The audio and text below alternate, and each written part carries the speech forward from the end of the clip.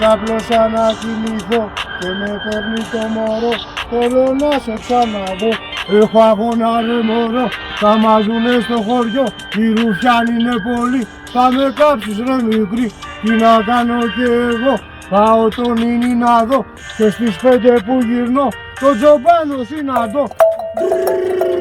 Καλημέρα του μιλώ, το μαθαίνει το χωριό. Το 60 το λεπτό τη σουτάρω την μπαλίτσα και μου φεύγει κουβαλίτσα και χτυπάει σε μια γλίτσα ρουφιανίτσα και φωνάζει δυνατά, να τον έξω δεν μπορεί. Το μάκι το άλλαγε, το μάκι το άλλαγε. Νικό σε παρακαλώ, το κολλάκι θα το βρω, θα το βάλω στο πλεκτό. Μου του είπα στο χουριό πως γυρνούσες το πρωί και φιλούσες τη μικρή. Έβγα όξω αλλαγή, όξω!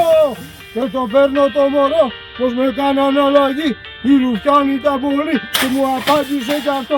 Άσε με να κοιμηθώ, κουρασμένη είμαι εγώ. Και την πήρα τη βαλίτσα, έσπασα και μία γλίτσα και έπαιξα αλλού μπαρίτσα. Μα εκεί το κόλ του φάρεσε.